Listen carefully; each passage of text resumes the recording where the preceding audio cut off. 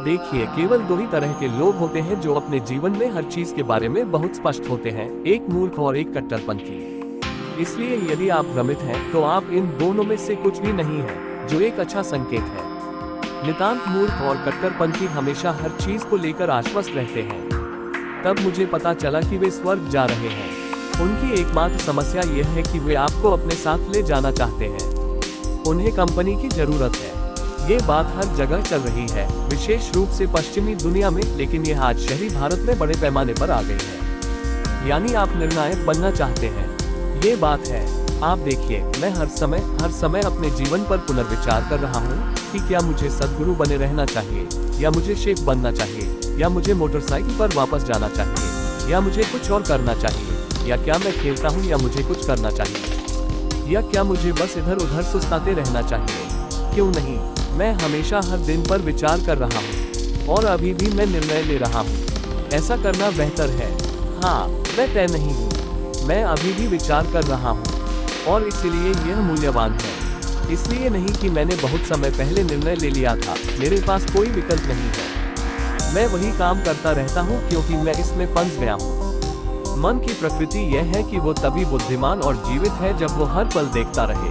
यदि यह निष्कर्ष निकाला और निर्णय लिया जाता है, तो यह एक गूंगा दिमाग है। ये लकड़ी के एक गुटके जितना अच्छा है।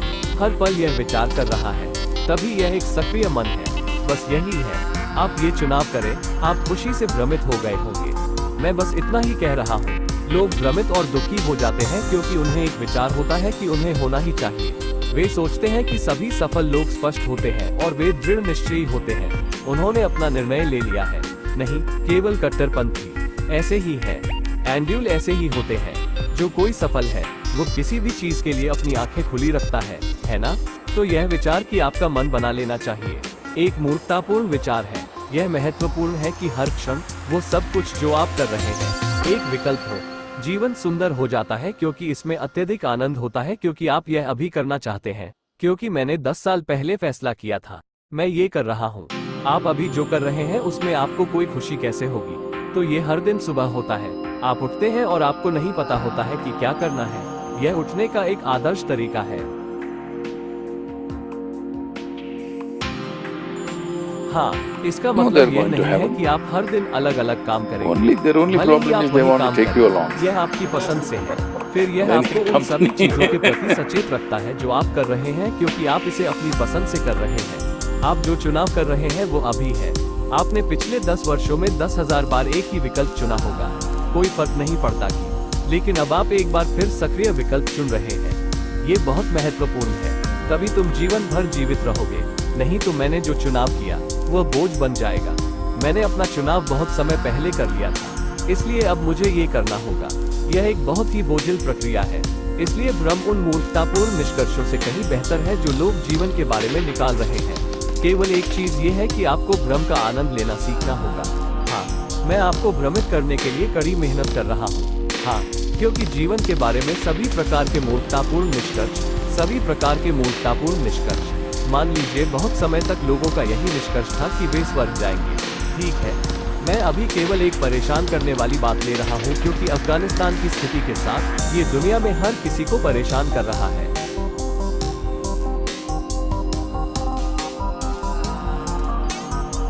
स्वर्ग जाने वाले लोग, वे इस ग्रह पर क्या करते हैं? क्योंकि वे स्वर्ग जा रहे हैं, इस ग्रह पर जो कुछ है उसका कोई मूल्य नहीं है। वैसे भी वे स्वर्ग जा रहे हैं, तो अब वे इसे हर किसी के लिए ले आए। ऐसा हमेशा होता है। बात सिर्फ इतनी है कि ज्यादातर समय लोग इसे नहीं देखते हैं।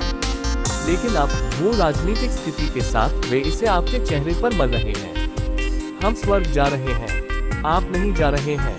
तो तुम देखो हम तुम्हारे साथ क्या करेंगे। वैसे भी मैं तुम्हारे स्वर्ग में नहीं जा रहा हूँ। मैं स्वर्ग की अचल संपत्ति में आपसे प्रतिस्पर्धा नहीं करने जा रहा हूँ। आप मुझे अकेला छोड़ सकते हैं। नमस्ते, मैं स्वर्ग नहीं जा रहा हूँ। तो तुम लोग स्वर्गवासी हो, आपको मुझे अनदेखा करना चाहिए, है ना? लेकिन नहीं, तुम ऐसा नहीं कर सकते, क्योंकि मेरे जीवित रहने पर तुम्हारा झूठ नहीं उड़ पाएगा। तुम्हारा झूठ तभी उड़ेगा जब तुम मुझसे छुटकारा पाओगे, है ना? तो ये चीजें इसलिए हो रही हैं क्योंकि लोगों के पास निष्कर्ष हैं। वे इस नतीजे पर कैसे पहुंचे? ये निष्कर्ष निकालने में किसने उनकी मदद की? मैं एक बहुत ही गूढ़ निष्कर्ष निकाल रहा हूँ, लेकिन रोजमर्रा की जिंदगी में भी ऐसा हो रहा है। कोई मानता है ये सही है, बस यह एक मूर्खतापूर्ण निष्कर्ष है। कितने माता पिता ने अपने बच्चों पर अत्याचार किया है।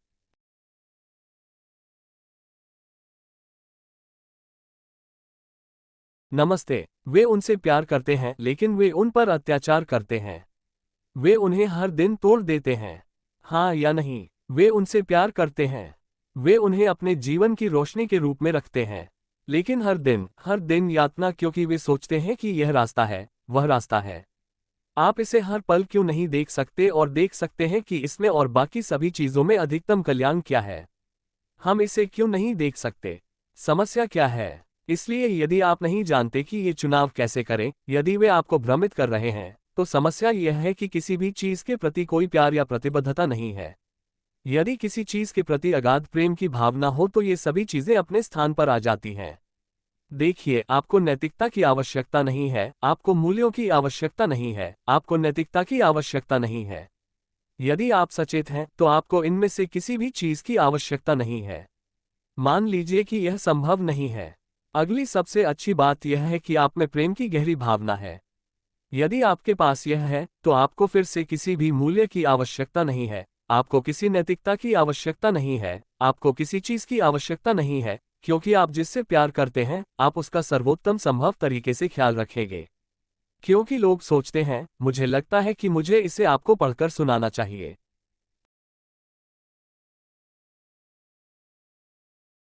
क्योंकि लोग सोचते हैं कि प्यार एक बेकार बात है और मैं तुमसे प्यार करता हूं, तुम मुझसे प्यार करते हो, हर जगह बकवास चल रही है। नहीं, ये सत्यनिष्ठा और प्रतिबद्धता की बहुत गहरी भावना है ना? जब आप किसी चीज या किसी व्यक्ति से सच्चा प्यार करते हैं, तो उसके प्रति ईमानदारी की भावना बहुत अधिक होती है। यदि आप वास्तव में प्यार करते हैं, तो आप जिससे प्यार करते हैं उसके लिए कभी भी हानिकारक कुछ भी नहीं करेंगे। यदि प्रेम एक पारस्परिक लाभ योजना है, तो यह अलग बात है। प्यार सिर्फ मीठे शब्दों या स्पर्श की कोमलता और दुखद भावनाओं के लिए नहीं है। प्रेम सत्यनिष्ठा, साहस और बलिदान का आधार है। जिनके हृदय प्रेम से सराबोर हैं, उनके अलावा और कौन है जिसने दूसरों की भलाई को अपनी भलाई से ऊपर रखा है? धमकियों और खतरों के खिलाफ कौन खड़े हुए हैं, लेकिन प्यार में डूबे लोगों के लिए प्रेमियों के अलावा कौन प्रेम की वेदी पर सभी मामलों और खुद को बलिदान करने के लिए सबसे अधिक इच्छुक रहे हैं? सभी मानवीय गुणों में से सबसे कोमल और सबसे लचीले गुणों से प्यार करें। आपको कुछ बनाने की जरूरत है।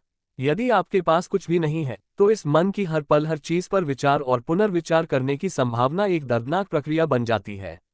अन्यथा यह एक शानदार प्रक्रिया बन जाती है। तुम्हें या तो सचेतन बनना होगा या कम से कम प्रेम में बनना होगा। नमस्ते।